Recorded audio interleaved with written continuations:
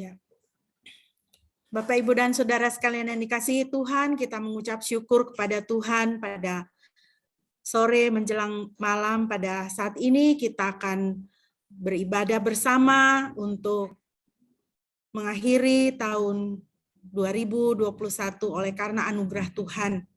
Kalau kita melihat perjalanan hidup kita sepanjang tahun ini, saya yakin bahwa kita sekalian dapat bersaksi bahwa Tuhan itu baik dan Tuhan selalu menyertai kita di dalam segala peristiwa yang kita alami, di dalam segala hal kehidupan kita, baik di dalam suka maupun di dalam duka. Tuhan selalu menyertai kita dan pemeliharaannya tidak pernah berkurang.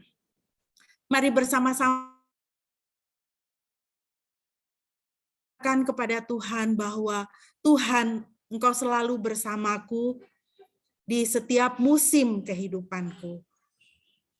Kita akan nyanyikan pujian yang pertama. Ya. Engkau ada bersamaku di setiap musim hidupku. Kita nyanyikan bersama-sama.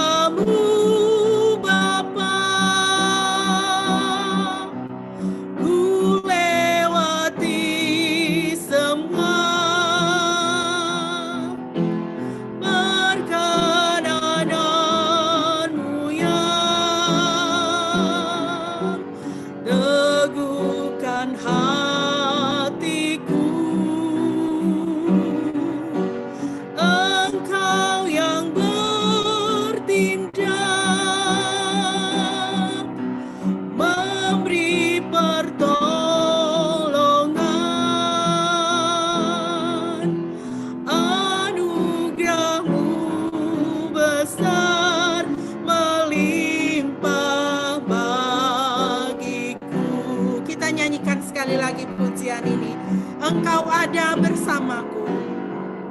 Engkau ada bersamaku di setiap musim hidupku. Tak pernah kau biarkan ku sendiri. Kekuatan di hidupku,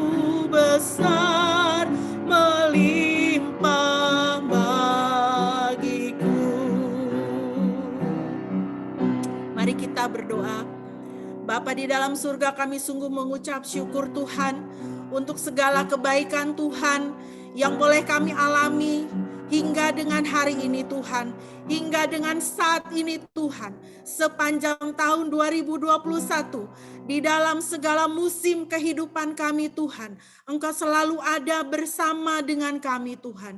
Engkau setia dengan janji dan setiap perkataan-Mu Tuhan. Engkau mendampingi kami, Engkau menguatkan kami, Engkau menghibur kami, Engkau ada bersama dengan kami, hati kami penuh dengan pengucapan syukur saat kami akan mengakhiri tahun 2021 ini Tuhan. Semuanya hanya karena anugerah Tuhan. Kalau kami boleh ada sebagaimana kami ada pada hari ini Tuhan, pada saat ini Tuhan, semua itu karena anugerah dan kemurahan Tuhan. Hati kami penuh pengucapan syukur Tuhan. Kami mau menghadap hadirat-Mu Tuhan. Kami mau menaikkan pujian dan penyembahan kami Tuhan. Karena sungguh Tuhan, Engkaulah yang layak menerima segala hormat, pujian, dan penyembahan kami. Karena Engkau selalu bersama dengan kami.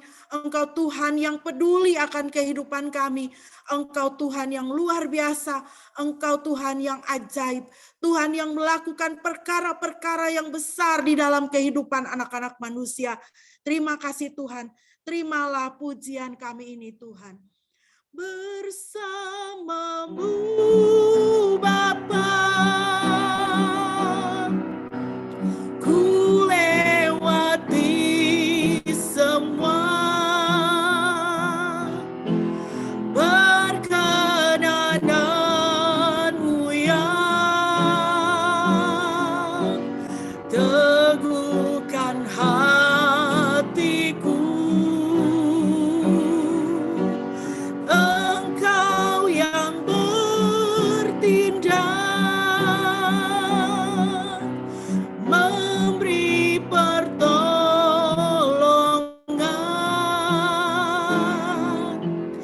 Anugerah-Mu besar melimpah bagiku.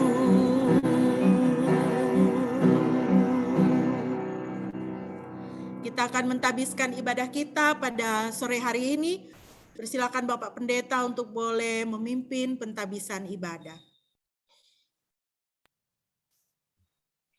Mari jemaat yang dikasihi oleh Tuhan, kita akan menabiskan ibadah tutup tahun kita pada malam ini.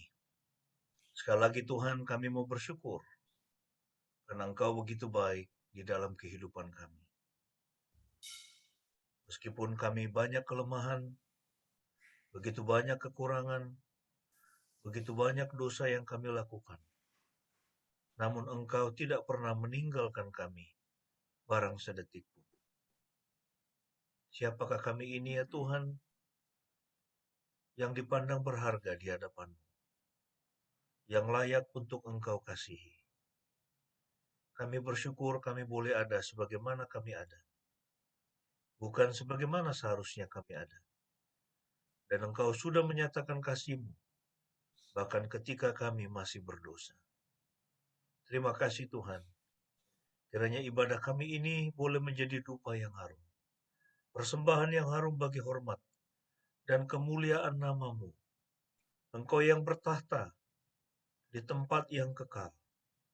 Engkau yang bertahta dari selama-lamanya sampai selama-lamanya. Engkau yang tidak dibatasi oleh waktu, ruang, dan materi. Engkau Tuhan kami yang ajaib.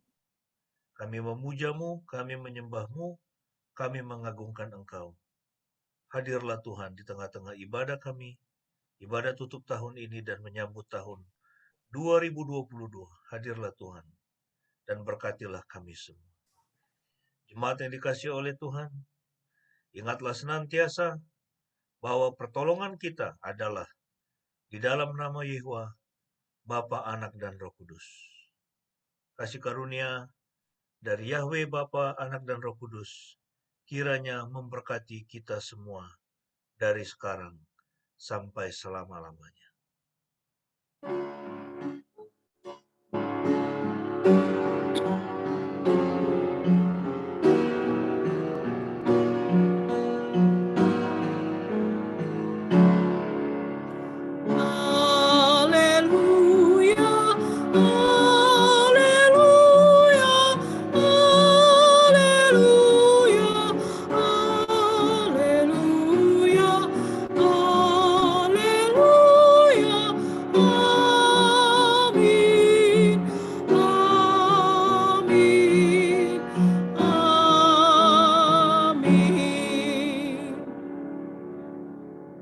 Firman Tuhan sebagai nats pembimbing kita pada malam hari ini terambil dari Mazmur 20 ayat 8 dan ayat yang ke-9. Demikianlah firman Tuhan. Orang-orang ini bersandar pada kereta dan orang-orang itu bersandar pada kuda. Tetapi kami akan mengingat nama Yahweh Elohim kami. Mereka takluk dan jatuh, tetapi kami bangkit dan berdiri tegak. Demikianlah firman Tuhan, terpujilah nama Tuhan. Bapak Ibu yang dikasihi Tuhan, firman Tuhan ini mengingatkan kepada kita bahwa orang-orang yang mengingat akan nama Tuhan, orang-orang yang bersandar dan mengandalkan Tuhan di dalam kehidupannya, dia adalah orang-orang yang bisa bangkit dan berdiri tegak di segala musim kehidupan, di dalam segala pengalaman hidup. Ketika hidup dan dunia ini menjatuhkannya, maka orang-orang yang mengandalkan nama Tuhan, yang selalu berharap kepada Tuhan, dia akan bangkit, dia tidak terpuruk, pengharapannya tidak akan lenyap. Mari kita mengucap syukur karena nama Tuhan diberikan kepada kita. Tuhan sendiri menjadi batu karang kehidupan kita, sandaran kita, pengharapan kita. Mari kita kembali memuji Tuhan dari Nafiri Rohani 134 ayat 1 dan ayat berikut. Kita katakan kepada Tuhan, Yesus, Engkau segalanya di dalam hidupku, tanpa Dikau ku kan jatuh. Mari kita nyanyikan pujian ini bersama-sama, Bapak Ibu.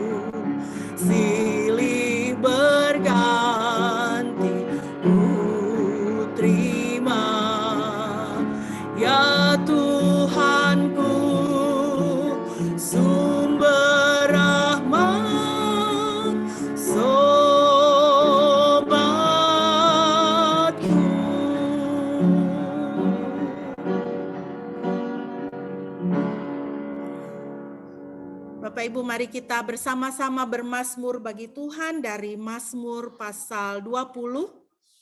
Mazmur 20.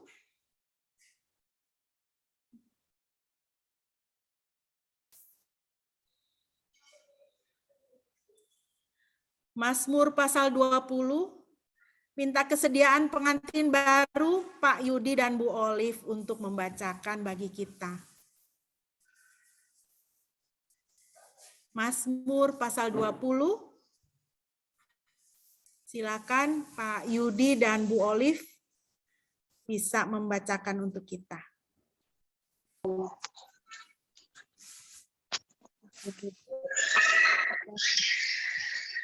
Bisa lihat di layar saja, Pak. Ada, sudah ada. Iya. Mazmur pasal 20.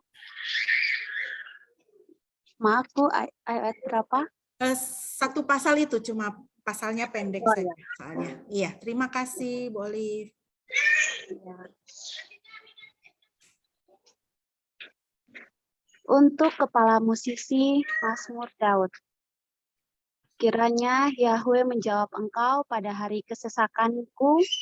Kiranya nama Elohim Yakub meninggikan engkau. Dia mengirim pertolongan bagimu dari tempat kudus, dan dia menopang engkau dari Sion. Dia akan mengingat semua persembahanmu dan menerima persembahan bakarmu. Dia akan memberikan kepadamu sesuai dengan keinginan hatimu dan memenuhi semua rencanamu. Kami akan bersorak-sorai dalam keselamatanmu, dan kami akan menegakkan panji-panji demi nama Elohim kami. Biarlah Yahweh menjawab segala permohonanmu. Sekarang aku tahu bahwa Yahweh menyelamatkan yang diurapinya. Dia akan dari surganya yang kudus, dalam kekuatan keselamatan oleh tangan kanannya. Ada orang-orang yang berlindung pada kereta, ada pula yang berlindung pada kuda.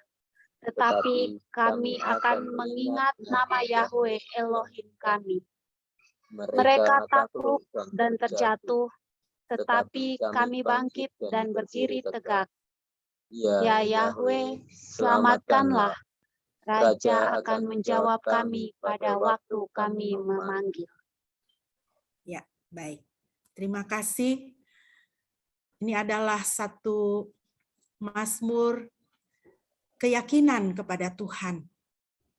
Keyakinan kepada pemeliharaan Tuhan, keyakinan pada kedaulatan dan kemahakuasaan Tuhan di dalam kehidupan umat.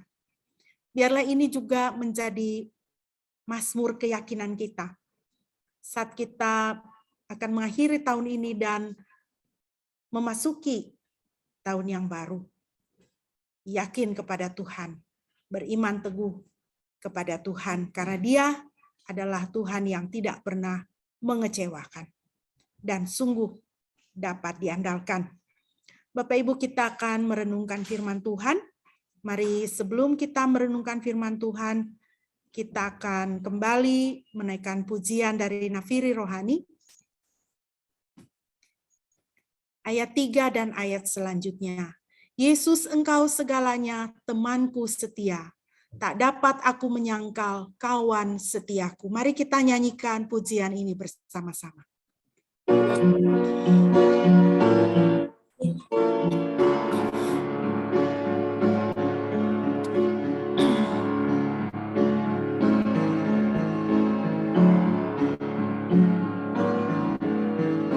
Yesus engkau segalanya, temanku setia.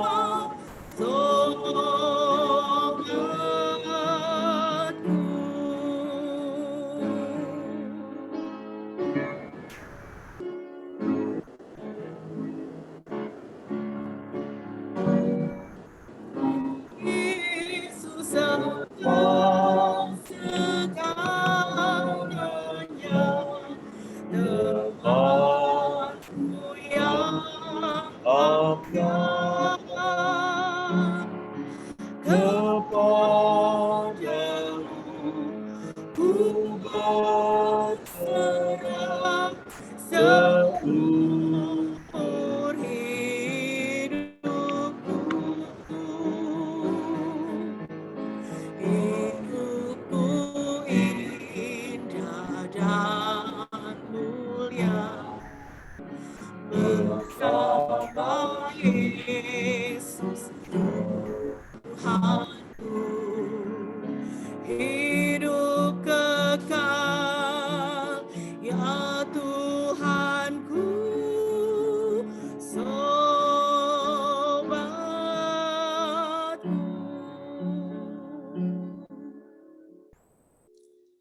Bapak Ibu, mari kita bersama-sama membuka Alkitab dari Kitab Habakuk.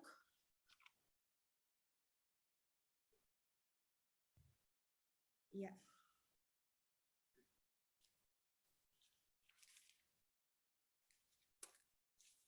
Habakuk pasalnya yang ketiga. Habakuk pasal 3 ayat 17 sampai dengan ayat 19. Habakuk pasal 3 ayat 17 sampai dengan ayat 19. Saya akan membacakan bagi kita. Meskipun pohon ara tidak berbunga, dan juga pohon anggur tidak berbuah, meski hasil pohon zaitun gagal dan ladang-ladang tidak menghasilkan makanan, kambing domba terhalau dari kurungannya, dan tidak ada lembu di dalam kandang. Namun aku akan bersuka cita di dalam Yahweh, aku akan bergembira di dalam Elohim keselamatanku. Yahweh Tuhan adalah kekuatanku. Dia membuat kakiku seperti kaki rusa, dan dia akan membuat aku berjalan di atas tempat-tempat yang tinggi. Untuk pemimpin musik dengan iringan alat musik berdawai. Demikianlah firman Tuhan. Yang berbahagia adalah setiap kita yang mendengar dan melaksanakan firman Tuhan di dalam kehidupan kita. Amin. Mari kita berdoa terlebih dahulu, Bapak Ibu. Tuhan, kami mengucap syukur untuk firman-Mu. Kiranya firman-Mu selalu menjadi bagian di dalam kehidupan kami, tuntunan dan terang di setiap jalan kami. Terimalah persembahan hati dan pikiran kami, Tuhan, supaya dikuasai oleh firman Tuhan. Terpujilah nama-Mu Bapa, di dalam nama Yesus. Haleluya. Amin. Bapak Ibu yang dikasihi Tuhan, perenungan firman Tuhan bagi kita pada sore hari ini sebenarnya terambil dari satu kitab, ya, Habakuk secara keseluruhan, karena kitab Habakuk ini adalah kitab yang sangat pendek, ya, bisa dikatakan hanya terdiri dari 3 pasal. Kalau kita duduk-duduk sore-sore minum teh, makan pisang rebus atau pisang goreng begitu, ya, sambil baca kitab Habakuk, selesai, ya. Jadi kita akan merenungkan kitab ini secara cepat, secara ringkas, untuk mendapatkan kebenaran-kebenaran firman Tuhan yang bisa menjadi pegangan bagi kehidupan kita. Bapak Ibu, sebentar lagi kita akan segera mengakhiri tahun 2021 dan kita akan memasuki tahun 2022. Ini adalah satu tradisi yang baik sekali bagi kita anak-anak Tuhan untuk kita mengakhiri dan memulai dengan mendekatkan diri kepada Tuhan, melakukan refleksi, mengevaluasi hari-hari kita yang telah berlalu. Bagaimana kita memandang hari-hari kita yang telah berlalu, Bapak Ibu? Banyak yang sudah kita alami, ya.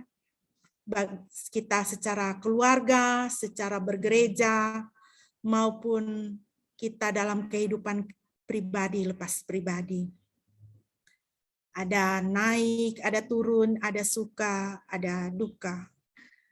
Ketika kita memandang sukacita kita, kita tentu bersukacita. Ketika kita memandang hari-hari duka cita kita, bagaimana kita memandangnya?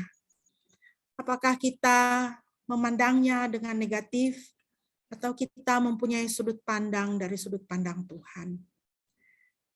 Saya dan keluarga mengalami hari-hari kedukaan. Dan saya masih memproses berdasarkan firman Tuhan hari-hari kedukaan itu. Dan saya lihat hari-hari kedukaan yang kami alami, yang saya alami secara pribadi, satu kesimpulan yang bisa saya katakan adalah anugerah Tuhan cukup bagiku. Dan saya yakin anugerah Tuhan juga cukup bagi Bapak, Ibu, dan saudara sekalian. Apapun yang kita alami. Bapak, Ibu, bagaimana kita juga memandang tahun yang baru yang akan kita jalani. Yang sebentar lagi akan kita jalani. Kalau kita memandang dengan suram hari-hari kita yang telah berlalu, kita tidak bisa memandang tahun yang baru dengan harapan dan sukacita. Tetapi jika kita memandang hari-hari kita yang telah berlalu dalam cara pandang Tuhan, maka saya yakin kita bisa menatap tahun baru yang akan kita jalani dengan penuh pengharapan. Kalau kita memandang hari-hari yang telah berlalu atas dasar anugerah dan kasih sayang Tuhan, maka kita akan memandang tahun yang baru juga dengan anugerah dan kasih sayang Tuhan. Ketika saya mempersiapkan perenungan ini, saya teringat lagi akan perenungan firman Tuhan yang saya sampaikan memasuki tahun 2021. Di situ tema yang saya berikan adalah menjalani tahun baru dengan berkecukupan. Anugerah Tuhan cukup bagiku, karena anugerah Tuhan itu adalah kekuatan kita. Bapak Ibu, kalau kita mempelajari atau kita membaca kitab Habakuk ini, kita bertemu dengan sosok Nabi Habakuk. Nabi Habakuk adalah penulis daripada kitab Habakuk ini. Sekitar tahun 605 sampai 586 sebelum Masehi, pada permulaan pemerintahan Raja Yoyakim, ketika bangsa Kasdim atau orang Babel bersiap untuk menyerang Yehuda. Jadi Nabi Habakuk ini mendapatkan nubuat dari Tuhan, dan Tuhan menyuruh dia untuk menulis nubuatan ini sebagai peringatan kepada bangsa atau kerajaan Yehuda pada waktu itu. Dan apa yang Tuhan sampaikan kepada Nabi Habakuk itu menggentarkan dia, membuat dia kepikiran, membuat dia sangat-sangat bersusah hati. Dia hidup sebelum masa pembuangan, dan Nabi Habakuk ini sejaman dengan Nabi Yeremia. Dan Tuhan mengatakan kepadanya bahwa kerajaan Yehuda akan jatuh. Dan kalau kita memperhatikan kitab ini lebih berisi dialog Habakuk dengan Tuhan. Keluh kesah Habakuk kepada Tuhan sehubungan dengan apa yang akan Tuhan lakukan kepada kerajaan Yehuda. Sehubungan dengan apa yang Tuhan akan lakukan kepada bangsanya pada waktu itu. Dia sangat bersusah hati. Ya. Nah, jadi Bapak Ibu kalau bisa melihat di sini di peta, itu di bagian yang warna kuning, wilayah kuning itu adalah kerajaan Yehuda. Ya, di atasnya adalah kerajaan Israel, ya. Jadi setelah Raja Daud, Raja Salomo, kemudian kerajaan itu terbagi dua, ya, menjadi kerajaan utara dan kerajaan selatan, ya. Kerajaan Israel di utara, kerajaan Yehuda di selatan. Dan kalau Bapak Ibu membaca kitab 1-2 Raja-Raja, Tawarik, ya. Bapak Ibu bisa melihat di situ jatuh bangunnya kerajaan ini, ya. Kerajaan Israel dan kerajaan Yehuda. Bagaimana raja-raja yang memerintah di kedua kerajaan ini, yang adalah kerajaan yang diperintah sebenarnya ya adalah atau milik daripada Tuhan Yahweh sendiri. Tetapi raja-raja yang memerintah di kerajaan ini, kerajaan Israel dan kerajaan Yehuda, mereka banyak membawa umat Tuhan itu jatuh ke dalam dosa. Sebenarnya dimulai dari Salomo pada akhir hidupnya yang terlibat dengan banyak sekali penyembahan berhala, sehingga itu kemudian terus-menerus dan memuncak, semakin lama semakin terpuruk, ya, umat Tuhan itu semakin jatuh ke dalam dosa penyembahan berhala. Jadi Habakuk itu dia di kerajaan Yehuda di situ. Ya. Nah, Bapak Ibu, seperti yang saya sudah sebutkan tadi, Habakuk menatap hari depannya itu, hari depan bangsanya itu dengan kekhawatiran.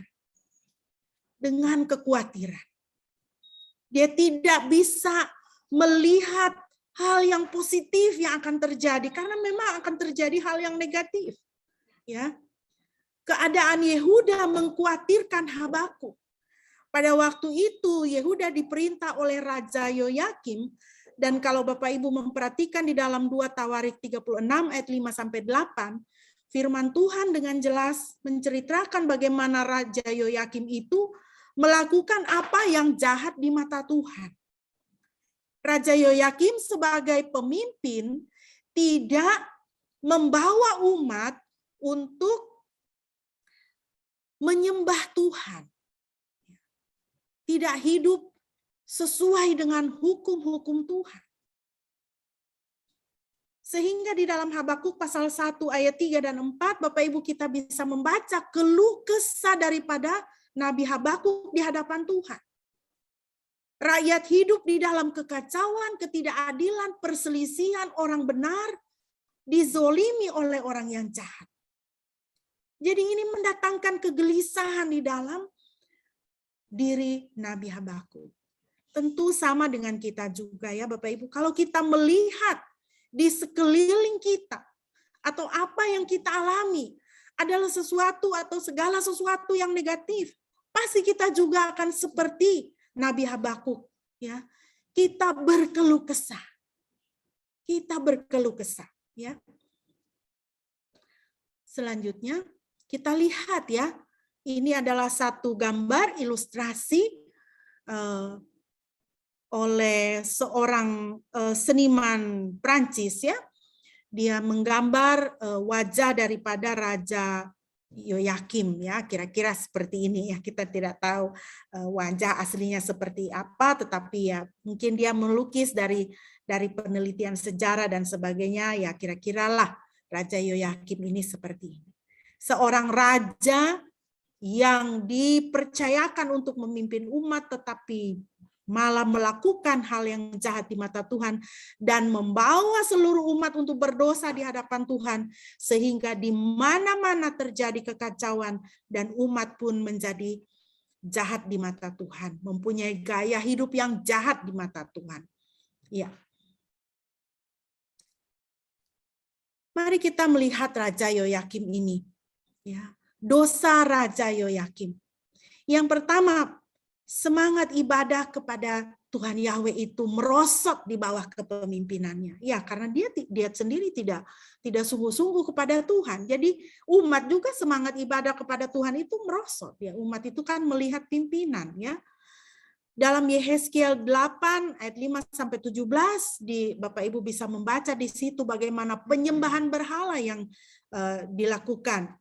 Dan 2 Raja-Raja 24 ayat 4 diceritakan bagaimana dia itu membantai banyak orang yang tidak bersalah. Orang ini, raja yang satu ini suka sekali membunuh orang. Ya. Bahkan dia membunuh nabi. Ya, Yeremia 26 ayat 20.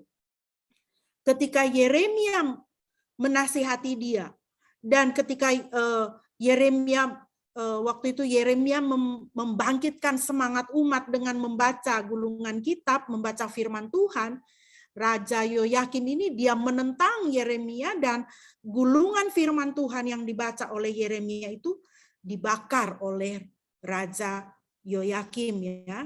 Dan dia mengikuti dosa-dosa Raja Manasye, 2 Raja-Raja 24 ayat 3. Jadi Bapak Ibu, sungguh-sungguh negatif, sungguh-sungguh jahat, sungguh-sungguh rusak di hadapan Tuhan. Ya, Raja Yoyakim ini, dan dia membawa umat untuk berdosa di hadapan Tuhan. Ya. Seorang sejarawan Yahudi yaitu Josephus dalam tulisannya Antiquities 10 ayat 33, dia menulis tentang Yoyakim ini. Ya. Yoyakim ini adalah seorang yang lalim, berhati busuk, tidak berkelakuan kudus terhadap Tuhan, dan tidak pemurah terhadap manusia. Jadi kalau seorang pemimpin itu sedemikian jahatnya di hadapan Tuhan dan membawa umat untuk menjadi jahat di hadapan Tuhan, itu mengundang murka dan amarah Tuhan yang akan ditimpakan kepada umat. Semua hal yang jahat ini menjadi kekhawatiran daripada Nabi Habakuk. Dan selanjutnya Bapak Ibu kita akan melihat kekhawatiran dan keprihatinan daripada Habakuk ini bukan hanya soal keadaan yang negatif yang dia lihat, tetapi juga dia mengkhawatirkan penghukuman Tuhan yang akan jatuh kepada umatnya. Ya.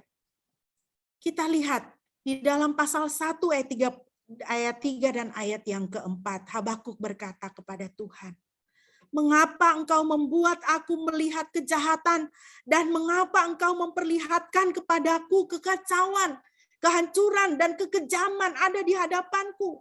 Perselisihan terjadi, dan perkelahian pun merajalela. Sebab itu hukum menjadi tidak berlaku lagi, dan keadilan tidak akan pernah muncul sampai kapanpun, karena orang jahat menjerat orang benar. Oleh sebab itu muncullah keadilan yang menyesatkan, karena semuanya diputarbalikkan." Ketika saya membaca dan merenungkan 2 ayat ini, Bapak Ibu, saya membayangkan perasaannya Nabi Habakuk pada waktu itu tentu diliputi oleh ketakutan. Diliputi ketakutan dan kekhawatiran karena ada kekacauan, ada kehancuran, ada kekejaman, perkelahian merajalela. Saya teringat tahun 98. Ya, ketika itu kami baru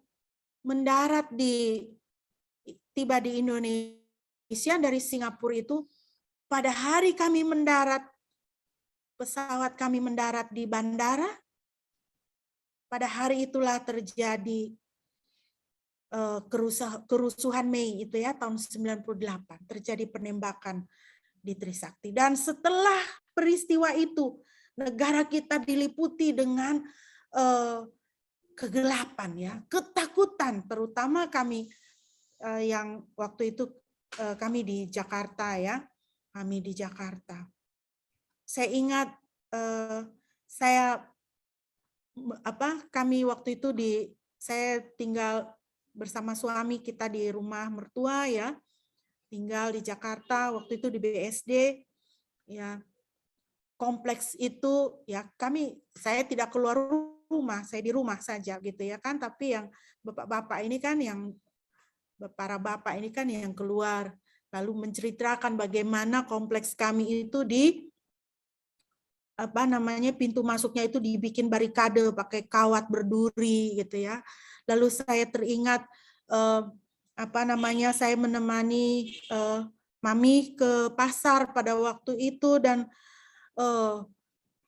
wah itu benar-benar mencekam ya, karena orang rebutan bahan makanan, orang mau cepat-cepat pulang karena takut kerusuhan ya. Dan pasar itu tidak banyak orang yang berjualan, cepat habis, itu para pedagang juga mau cepat pulang. Ya, jadi semua kami tinggal di rumah, tidak pergi kemana-mana. Ya, saya ingat sekali waktu itu kami mau kembali ke Jogja, kemudian dilarang oleh papi, tidak, kita harus tinggal di sini, tinggal bersama-sama. Apapun yang terjadi kita harus bersama-sama. Ada ketakutan yang dirasakan. Saya ingat pada waktu itu ketika di pasar ada seorang ibu, dia berkata begini, aduh, ibu sudah oma ya pada waktu itu. Dia bilang begini, aduh, mencekam sekali. Ya, dia bilang seperti waktu PKI dulu, katanya gitu. Waduh, saya pikir ya, bagaimana ya keadaan pada waktu itu, pasti masyarakat itu sangat ketakutan. Kita sekarang ini aja mengalami begini, kita ketakutan ya. Jadi saya kira-kira bisa sedikitlah membayangkan perasaan daripada Nabi Habakuk ini. Jadi dia berkata kepada Tuhan, Tuhan, mengapa Engkau membuat aku melihat kejahatan? Mengapa Engkau memperlihatkan kepadaku kekacauan, kehancuran, kekejaman, ya, perselisihan, perkelahian merajalela? Ya, di mana-mana orang berkelahi, di mana-mana orang tawuran, di mana-mana orang terjadi kerusuhan. Ada ketakutan yang sangat yang dialami oleh Nabi Habakuk pada waktu itu. Ya. Bapak Ibu, di dalam ayat selanjutnya, ayat 5 sampai dengan ayat 7, Tuhan tidak berdiam diri. Ketika Nabi Habakuk datang berkeluh kesah kepada Tuhan, Tuhan menjawab dia. Dan jawaban Tuhan dalam ayat 5 sampai ayat 7 itu mencerminkan dan mengatakan kepada kita bahwa Tuhan itu tidak berdiam diri terhadap dosa. Kalau kita berseru kepada Tuhan, dia tidak berdiam diri, dia menjawab. Dan kalau ada dosa yang terjadi, dia juga tidak berdiam diri. Dia akan melakukan sesuatu. Firman Tuhan kepada Nabi Habakuk, lihatlah di antara bangsa-bangsa. Perhatikanlah dan terheran-heranlah, karena suatu pekerjaan sedang berlangsung pada zamanmu. Kamu tidak akan percaya ketika hal itu diberitahukan. Sebab lihatlah, aku membangkitkan orang-orang Kasdim, bangsa yang penuh kebencian dan yang bergerak dengan kekuatan dan kecepatan yang besar, yang pergi melintasi wilayah-wilayah bumi yang luas untuk menguasai tempat-tempat kediaman yang bukan kepunyaannya. Dia sangat mengerikan dan menakutkan. Penghakimannya dan kebesarannya muncul dari dirinya. Ya, Bapak Ibu, Tuhan tidak berdiam diri terhadap dosa. Tuhan tidak berdiam diri terhadap kekejaman. Tuhan tidak berdiam diri terhadap kekacauan. Tuhan tidak berdiam diri terhadap ketidakadilan. Tuhan akan melakukan sesuatu terhadap semua itu. Dia akan melakukan penghakiman. Dia akan melakukan penghukuman terhadap dosa. Dia tidak akan membiarkan dosa itu menjadi raja. Kejahatan itu berkuasa karena Tuhan akan bertindak dan dia akan menjatuhkan penghukumannya. Iya. Prinsip yang bisa kita lihat di sini Bapak Ibu, bahwa Tuhan itu Maha Kudus. Kenapa Tuhan bertindak terhadap dosa? Kenapa Tuhan mau bertindak terhadap kejahatan? Kenapa Tuhan mau bertindak terhadap ketidakadilan? Karena Tuhan itu Maha Kudus. Tuhan itu Maha Kudus. Oleh karena itu ia sudah pasti akan menindak dosa. Dalam kehidupan kita sebagai orang percaya Bapak Ibu, kita harus ingat ini. Kita harus jaga benar jalan hidup kita di hadapan Tuhan. Jaga kekudusan hidup kita di hadapan Tuhan. Karena Tuhan adalah Tuhan yang Maha Kudus, dia akan menindak dosa. Dan penghakiman pertama adalah kepada umat Tuhan. Firman Tuhan katakan. Penghakiman pertama adalah kepada umat Tuhan. Kenapa? Karena umat Tuhan adalah milik Tuhan. Tuhan tidak akan membiarkan umatnya itu terus-menerus berada di dalam dosa. Setelah firman Tuhan diberikan, peringatan demi peringatan diberikan, anugerah demi anugerah diberikan. Jika tidak dipedulikan, jika diabaikan, maka penghakiman akan dijatuhkan. Dan penghakiman pertama adalah kepada umat Tuhan. Jadi kita harus bersungguh-sungguh dalam hidup kita mengikuti Tuhan, Bapak Ibu. Prinsip yang berikutnya adalah Tuhan itu maha kuasa dan berdaulat atas hidup semua manusia, baik orang percaya maupun bukan pemercaya. Tuhan berdaulat atas hidup kita, Tuhan berdaulat atas hidup orang yang tidak percaya kepada Tuhan. Tuhan juga berdaulat. Tuhan bisa memakai mereka. Dalam kasus Nabi Habakuk ini dan kerajaan Yehuda, Tuhan berdaulat atas umatnya dan berdaulat atas orang-orang Kasdim ini. Orang-orang Kasdim ini adalah bangsa yang jahat, bangsa yang sangar, bangsa yang sangat mengerikan, dan bangsa yang sangat besar pada waktu itu. Dan Tuhan berdaulat atas mereka. Tuhan mau menghakimi umat Tuhan, dan Tuhan memakai orang Kasdim ini untuk menjatuhkan penghakiman kepada umat Tuhan. Jadi Tuhan yang kita sembah itu Bapak Ibu bukan Tuhan yang main-main. Kemahakuasaan dan kedaulatannya itu Dia nyatakan di dalam panggung sejarah dunia ini. Di dalam sejarah hidup manusia, sejarah hidup saudara dan saya. Tuhan berdaulat. Dan Tuhan berperkara. Tidak ada yang bisa terluput dari tangan Tuhan. Dari tangan kasih-Nya, dari tangan kemurahannya, dan dari tangan pendisiplinannya.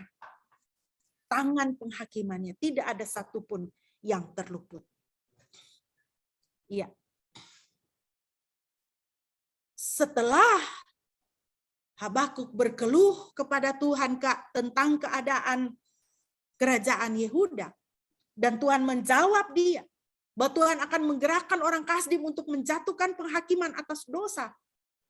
Habakuk bukannya merasa terlepas, tetapi semakin berat beban dia dalam hatinya. Dia berkeluh lagi kepada Tuhan. Pasal 1 ayat 12 sampai 17 dan ayat 1. Di sini saya mencantumkan 2 ayat saja. Dia datang lagi kepada Tuhan, dia berkeluh. Aduh Tuhan, bukankah dari dahulu Engkau Yahweh adalah Elohim yang kudus? Kami tidak akan mati ya Yahweh, karena Engkau menetapkan dia untuk penghakiman. Ya batu cadas, Engkau menentukan dia untuk memperbaiki. Engkau menentukan orang-orang Kasdim itu memperbaiki. Aduh Tuhan, matamu terlalu suci untuk melihat kejahatan dan tidak dapat memandang kelaliman. Tetapi mengapa Engkau memandang orang-orang yang berbuat jahat? Mengapa Engkau menggunakan orang-orang Kasdim itu untuk menghakimi kami? Akankah Engkau diam ketika orang jahat menghabisi orang yang lebih benar dari dia? Akankah Engkau diam saja ketika orang Kasdim yang kejahatannya seperti setan itu menghabisi orang yang lebih benar, menghabisi umatmu? Ya, selanjutnya. Jadi Bapak Ibu, menurut Habakuk, umat Tuhan itu masih lebih baik daripada orang Babel atau orang Kasdim yang tidak menyembah Yahweh. Jadi ketika Tuhan mengatakan kepada Habakuk, aku akan mengirim orang Kasdim itu untuk menghukum kalian, menghakimi kalian. Dia bergumul, dia bilang, aduh Tuhan, kenapa Tuhan kirim mereka? Mereka kan bukan penyembah Engkau. Kalau dibandingkan dengan kejahatan kami, kerajaan Yehuda ini, masih lebih benar kami, masih lebih baik kami. Kami ini menyembah Engkau Tuhan. Tetapi Bapak Ibu, di mata Tuhan dosa tidak dapat diterima. Dosa tidak dapat diterima. Dosa membuat kita najis di hadapan Tuhan. Apakah kita menyembah Tuhan atau tidak kalau kita tidak menyelesaikan masalah dosa? Di mata Tuhan dosa tidak dapat diterima. Satu hal Bapak Ibu harus kita ingat bahwa penghakiman bagi umat Tuhan itu ada tujuannya. Ketika Tuhan menjatuhkan penghakiman bagi umat Tuhan itu bukan karena Tuhan benci. Bukan karena ketika Tuhan itu menjatuhkan murkanya, bahkan bukan karena Tuhan benci. Sudah hilang kasih sayangnya kepada umat, tidak. Tetapi penghakiman bagi umat Tuhan itu bertujuan untuk memurnikan dan mendisiplinkan umat. Karena umat adalah milik Tuhan yang Maha Kudus. Bapak Ibu, mari kita melihat kehidupan kita. Kita memandang ya hari-hari kita yang sudah berlalu. Tahun 2021 ini. Apakah ada penghakiman-penghakiman Tuhan, penghukuman-penghukuman Tuhan yang Tuhan jatuhkan kepada kita di dalam tahun 2021 ini? Jangan hilang sukacita, Bapak Ibu. Karena penghakiman dan penghukuman yang Tuhan jatuhkan dalam hidup kita. Itu adalah didikan Tuhan. Supaya kita dimurnikan. Supaya kita didisiplinkan. Karena kita adalah umat Tuhan yang Maha Kudus. Umat milik Tuhan yang Maha Kudus. Mungkin ada saat-saat, ada hari-hari di mana kita mengalami kesesakan sedemikian sehingga kita meneteskan air mata. Bahkan kita sampai jatuh berlutut di hadapan Tuhan. Tuhan, mengapa Engkau mengizinkan hal ini saya alami? Mungkin ada penghukuman dan penghakiman itu kita alami. Itu karena Tuhan mau menyucikan kita. Boleh kita bertanya kepada Tuhan mengapa. Tapi kita harus mencari wajahnya. Dan bisa melihat kasih-Nya di dalam segala hal yang kita alami itu. Ya. Tuhan terus berfirman untuk menguatkan Habakuk pada waktu itu. Tuhan memberikan jawaban lagi atas keluh kesah Habakuk. Dan Tuhan memberikan janjinya. Habakuk pasal 2 ayat 2-20. Di sini hanya beberapa ayat saya cantumkan. Firman Tuhan demikian. Tuliskanlah penglihatan itu dan buatlah hal itu jelas di atas loh-loh supaya orang yang menemukannya dapat berlari. Tulis apa yang saya kasih penglihatan kepada kamu, kamu tulis di atas loh batu. Tulis supaya orang bisa membaca, orang menemukannya, orang menjadi gentar dan lari. Karena penghakiman Tuhan akan datang atas kerajaan Yehuda pada waktu itu. Sebab penglihatan itu masih menunggu waktu yang ditentukan, tetapi pada akhirnya hal itu akan segera terjadi dan tidak akan berdusta. Jika hal itu berlambat-lambat, tunggulah. Karena pasti akan tiba dan tidak tertunda. Kalau Tuhan berfirman, ya dan amin, akan terjadi. Ayat 4, lihatlah dia membusungkan dada di dalam dirinya, jiwanya tidak jujur. Siapakah orang-orang Kasdim itu? Tetapi orang benar akan hidup oleh imannya. Apa yang bisa menyelamatkan orang dari penghakiman dan penghukuman? Apa yang bisa menyelamatkan orang dari murka Tuhan? Orang yang benar. Perbaiki hidup di hadapan Tuhan, jadilah orang yang benar. Dan orang benar akan hidup oleh imannya. Kalau dia punya iman, dia akan hidup. Prinsip yang bisa kita lihat Bapak Ibu dari apa yang Tuhan berikan, jawaban yang Tuhan berikan kepada Nabi Habakuk adalah Tuhan bergerak dalam panggung sejarah dunia. Tuhan bergerak dalam panggung sejarah dunia ini, sejarah manusia ini, secara keseluruhan umat manusia. Tuhan bergerak di dalam panggung sejarah hidup kita pribadi. Tuhan mengajar kita untuk memiliki cara pandang Tuhan terhadap dunia ini, memiliki gambaran yang lebih besar. Kalau kita memandang hidup kita hanya fokus pada diri kita, apa yang kita alami, kita mempunyai cara pandang yang sempit. Kita harus membuka mata kita untuk melihat segala sesuatu seperti Tuhan melihat. Lihat dunia ini seperti Tuhan melihat.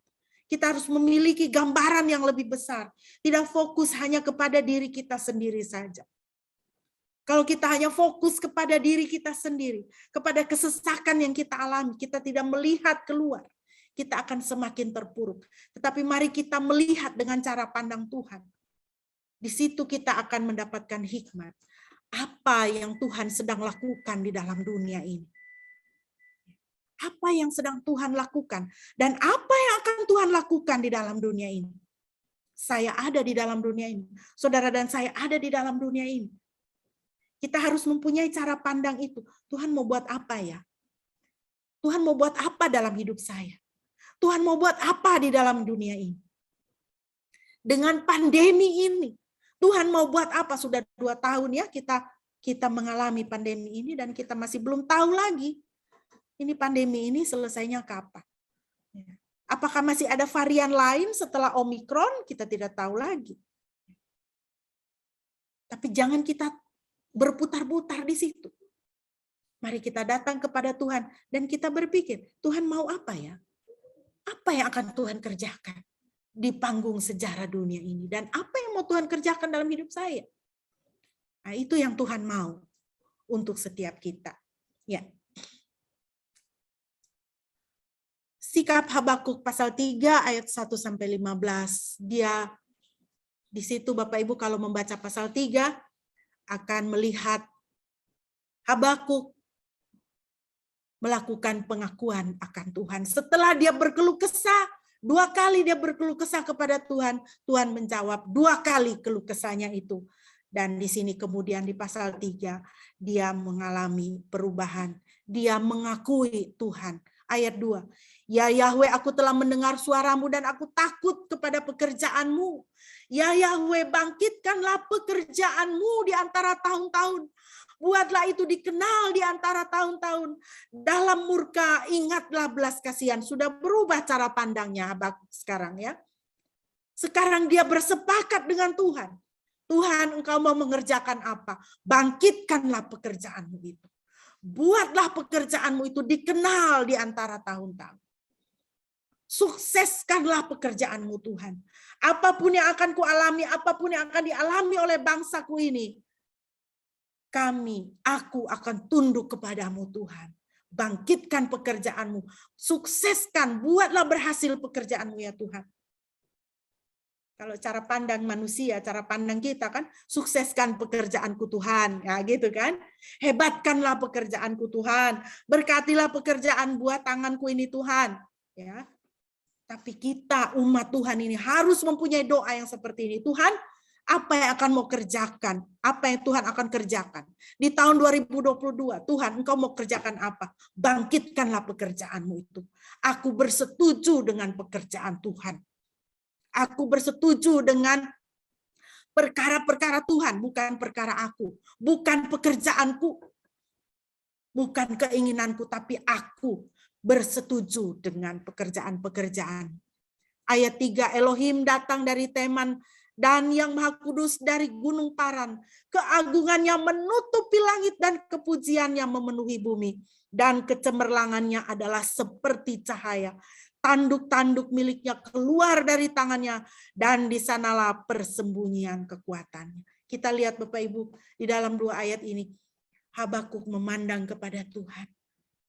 Sekarang dia memahami kemuliaan dan kebesaran Tuhan itu seperti apa. Kekuatan kekuasaan Tuhan itu seperti apa. Dan dalam ayat 3 dan ayat 4 ini ada ketakjuban di dalam hati Habakuk terhadap Tuhan. Dalam 2 ayat ini kita bisa melihat dia mulai menyembah Tuhan. Pengakuan akan Tuhan akan mendatangkan hati yang menyembah Tuhan. Peninggian akan Tuhan akan mendatangkan hati yang menyembah Tuhan. Bapak Ibu, prinsip yang mesti kita perhatikan di sini sekali lagi. Seperti pengakuan daripada Habakuk, Tuhan berkuasa. Tuhan berdaulat. Tuhan berperkara dalam kehidupan manusia. Artinya apa? Di situ ada pengakuan akan Tuhan. Pengakuan akan Tuhan adalah sikap tunduk dan menghormati Tuhan, percaya penuh pada karakter Tuhan dan pemeliharaan. Percaya penuh pada Tuhan. Sekalipun Tuhan akan menjatuhkan pengajaran, tapi saya percaya penuh kepada Tuhan. Saya mendidik anak nomor satu yang saya lakukan adalah sebagai orang tua saya dan suami dengan Pak Pendeta. Kami mau membawa anak-anak kepada Tuhan. Anak-anak harus mempunyai pengenalan mereka pribadi kepada Tuhan. Karena mereka tidak akan diselamatkan karena kami pendeta. Tidak. Setiap kita berdiri pribadi di hadapan Tuhan, bertanggung jawab pribadi. Anak-anak kami tidak masuk surga karena mereka anak pendeta. Tidak. Mereka harus berdiri di hadapan Tuhan. Karena Tuhan menuntut tanggung jawab. Tuhan menuntut tanggung jawab pribadi. Jadi itu kerinduan saya pertama sebagai orang tua. Anak saya harus mengenal Tuhan, harus mengalami Tuhan dalam hidupnya. Yang kedua, saya secara pribadi, saya ingin anak saya yakin penuh di dalam hati mereka bahwa saya sebagai orang tua itu saya mengasihi mereka. Saya sangat mengasihi mereka. Walaupun saya marah atau saya mengomel, mereka tidak salah pengertian kepada saya. Kalau saya marah-marah, saya mengomel, mereka tetap memahami dalam hatinya bahwa mama sayang sama saya, mama tidak benci kepada saya. Itu yang saya inginkan. Sehingga mereka akan tetap dekat kepada saya. Itu saya sebagai orang tua ya. Saya pikir itulah yang Tuhan inginkan ya. Dari kita. Kita punya sikap kepada Tuhan itu mengakui Tuhan. Tunduk, menghormati, percaya penuh pada karakter Tuhan. Biar kita dipukul Tuhan, biar kita didisiplinkan oleh Tuhan. Dihakimi oleh Tuhan. Tuhan itu sayang kepada kita. Jangan pernah meragukan kasih sayang Tuhan di dalam kehidupan kita. Jangan pernah meragukan karakter Tuhan. Dan jangan pernah meragukan pemeliharaannya di dalam kehidupan kita. Ya. Teladan pengakuan kepada Tuhan itu bisa kita pelajari dari Ayub, Bapak Ibu.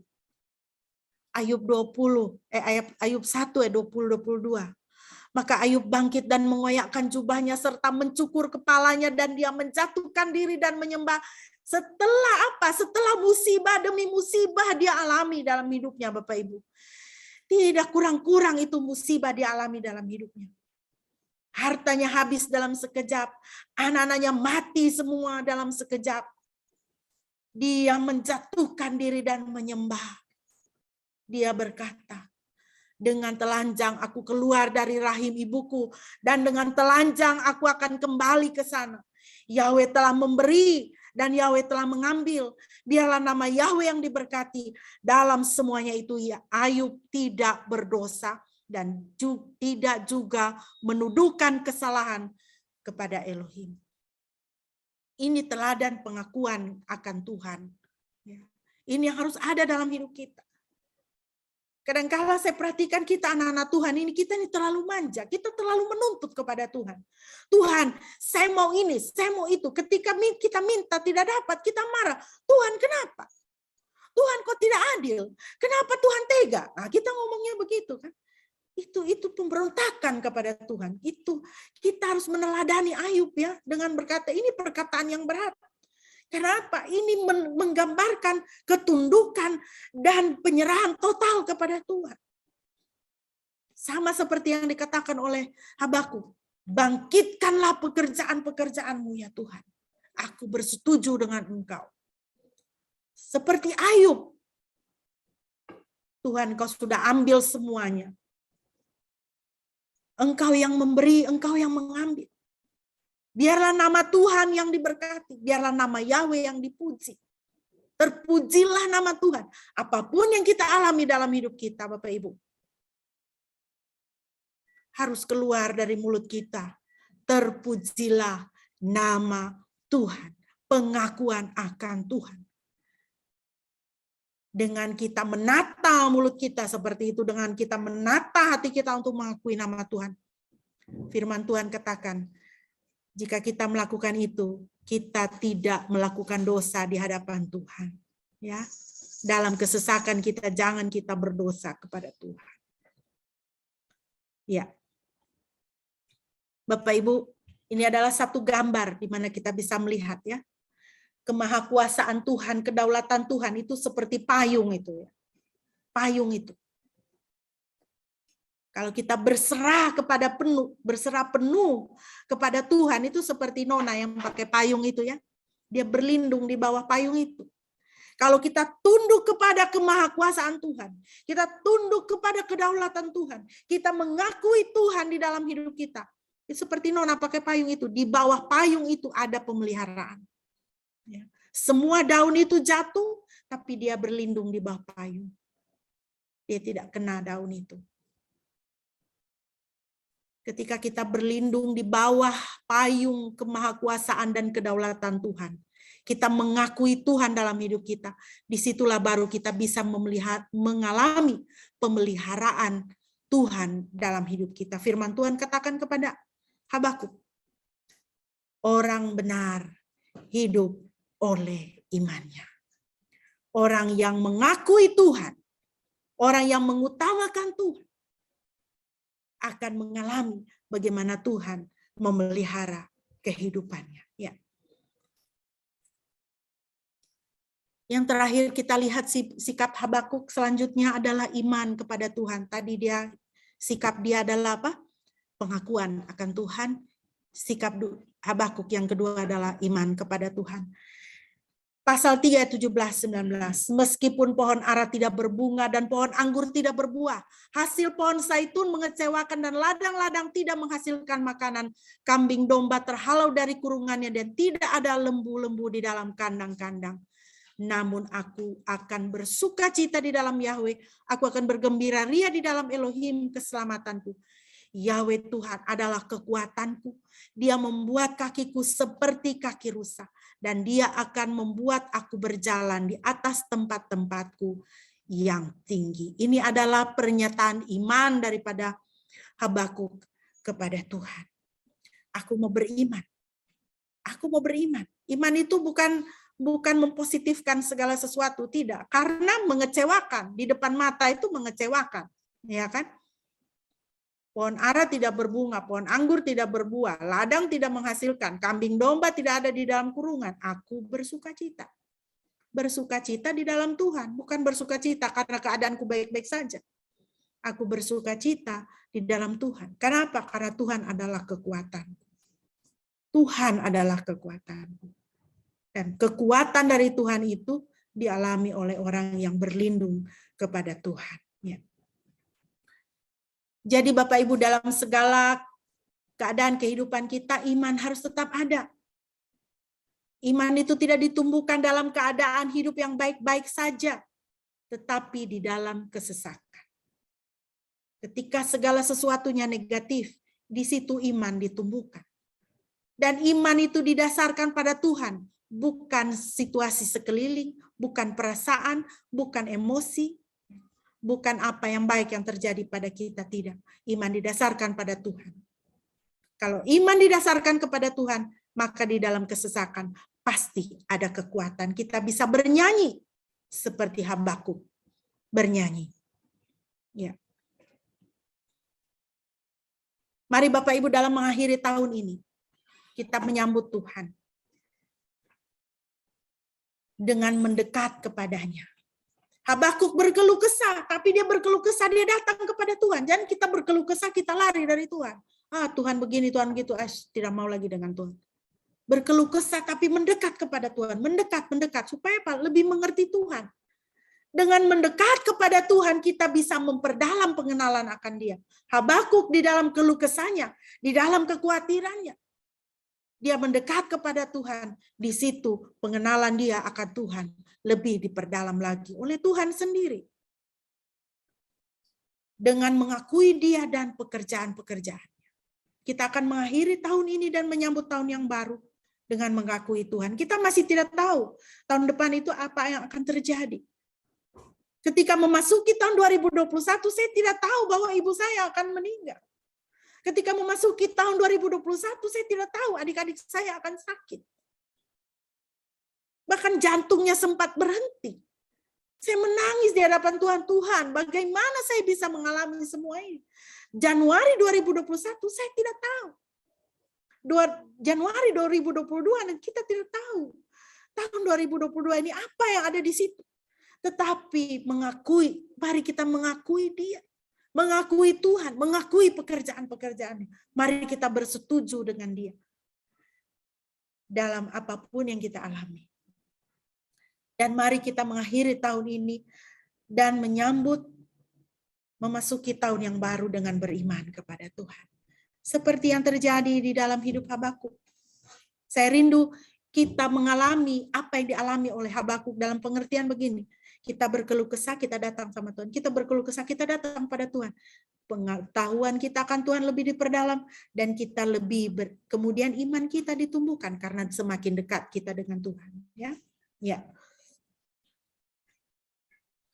Ini adalah nyanyian Habakuk sebagai penutup. Mari kita nyanyikan bersama-sama lagu ini. Kiranya ini boleh menjadi berkat kekuatan bagi kita. Kita nyanyikan lagu ini bersama dengan Habakuk. Ini Habakuk yang karang ya, kalau Bapak Ibu lihat ya. Di pasal 3 itu dia tulis syair ini untuk pemimpin musik ya. Mari kita nyanyikan lagu ini, yang tahu lagu ini mari kita bernyanyi bersama-sama. Sekalipun pohon ara tidak berbunga.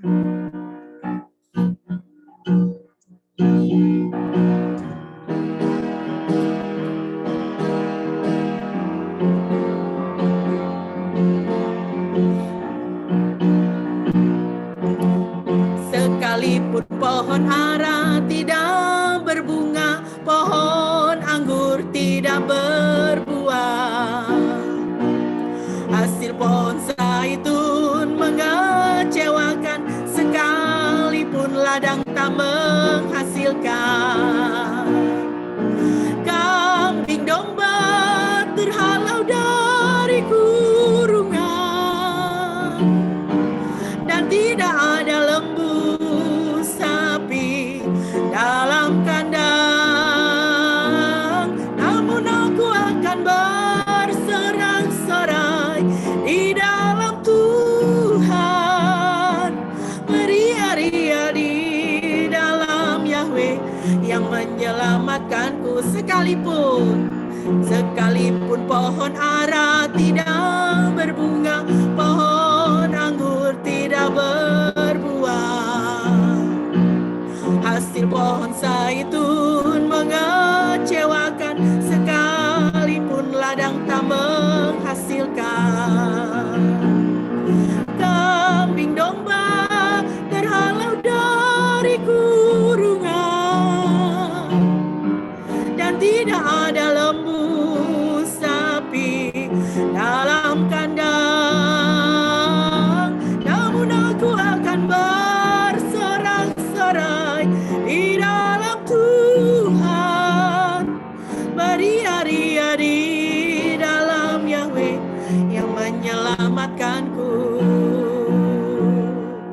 Puji nama Tuhan. Mohon kesediaan Bapak Pendeta bisa memimpin kita dalam doa respon dan doa syafaat.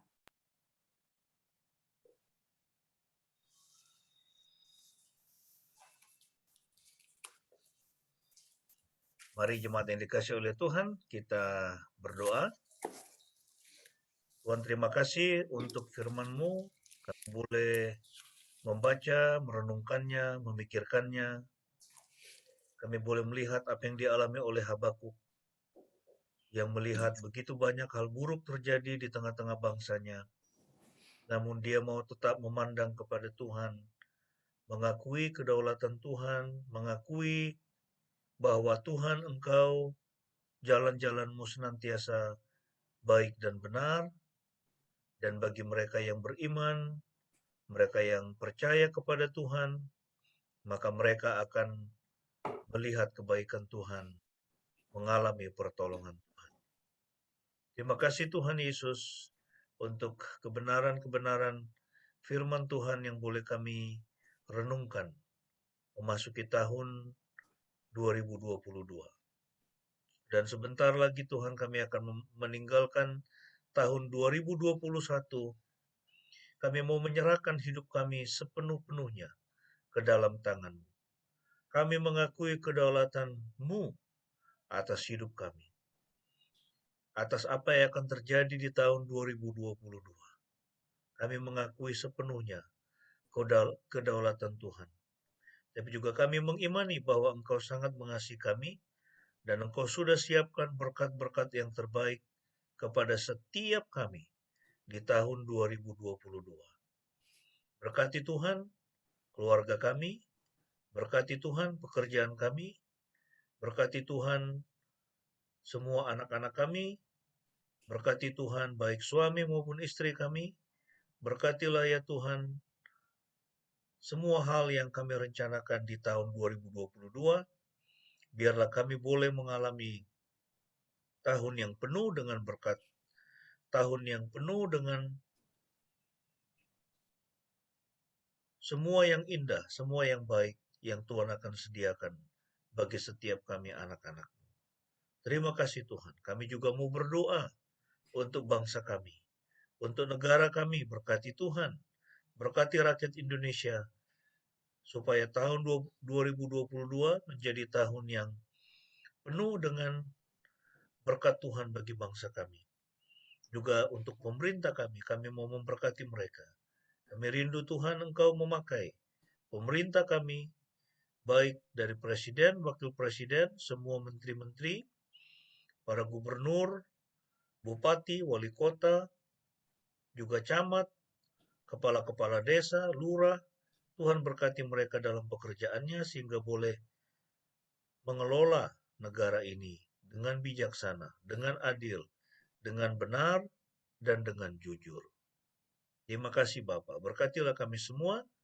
Kami mengucap syukur atas kebenaran firman-Mu, dan kami akan menutup doa kami ini dengan doa Bapa kami seperti yang diajarkan oleh Tuhan Yesus kepada kami. Mari kita naikkan bersama-sama. Bapa kami yang di surga, dikuduskanlah nama-Mu, datanglah kerajaan-Mu, jadilah kehendak-Mu di bumi seperti di surga.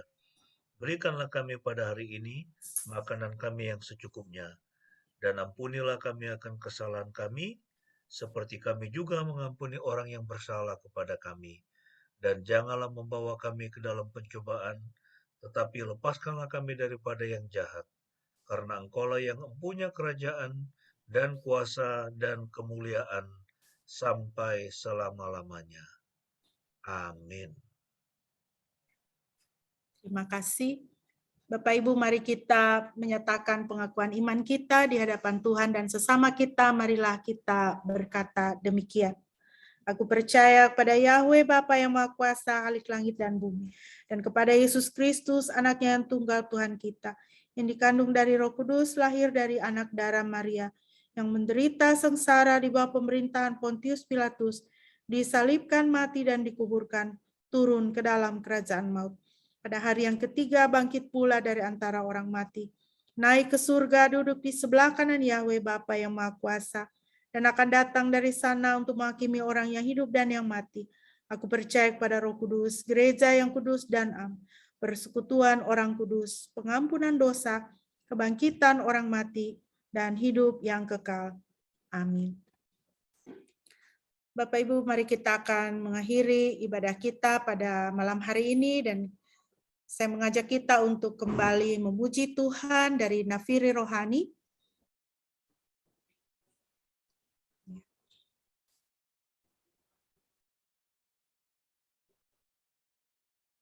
Nafiri rohani 141 ayat 1 dan ayat selanjutnya sebagai pujian penutup dan sebagai ungkapan kita, iman kita, keyakinan kita kepada Tuhan bahwa memasuki tahun yang baru kita hanya berharap kepada Tuhan Yesus. Mari kita naikkan pujian ini bersama-sama.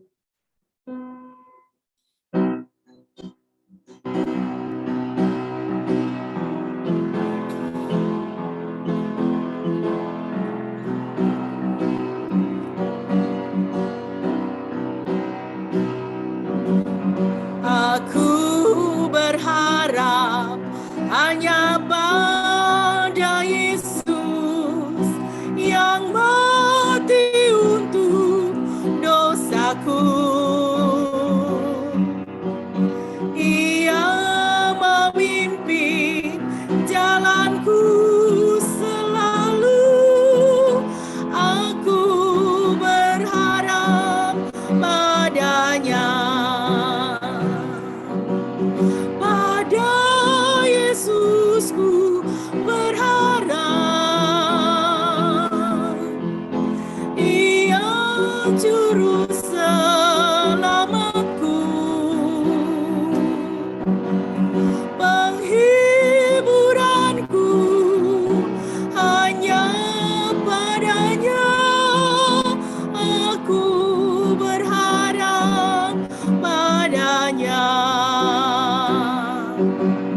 Ia beserta denganku selalu dan angkat bila ku jatuh.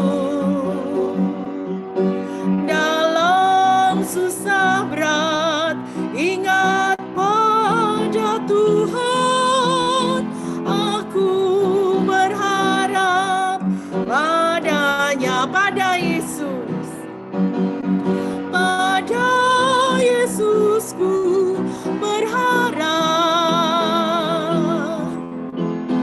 Ia juru selamatku,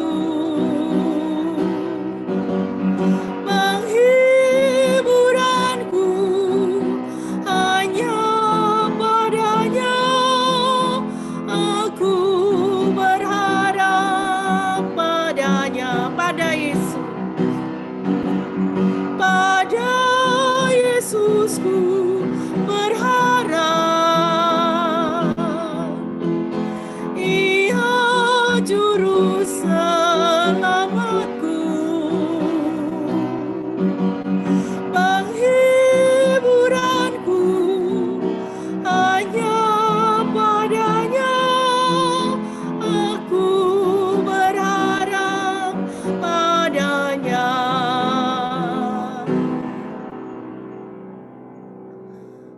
Doa berkat akan dipimpin oleh Bapak Pendeta, kami persilakan.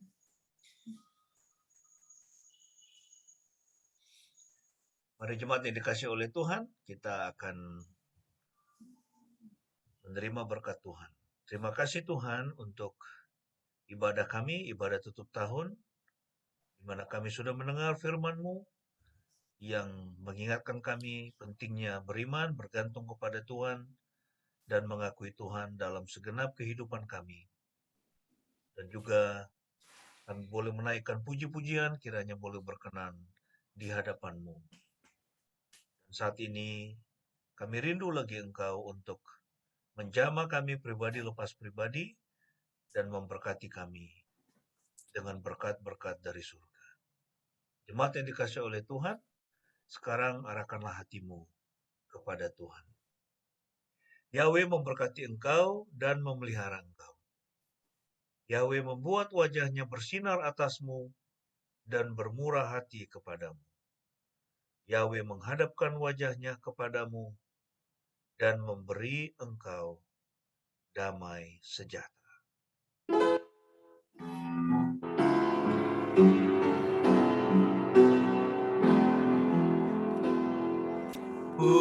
Pujilah Halik semesta, sumber segala kuria, surga dan bumi puji terus Sang Bapa, Putra, Roh Kudus.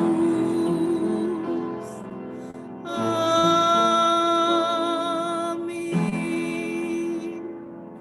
Saat teduh bagi kita.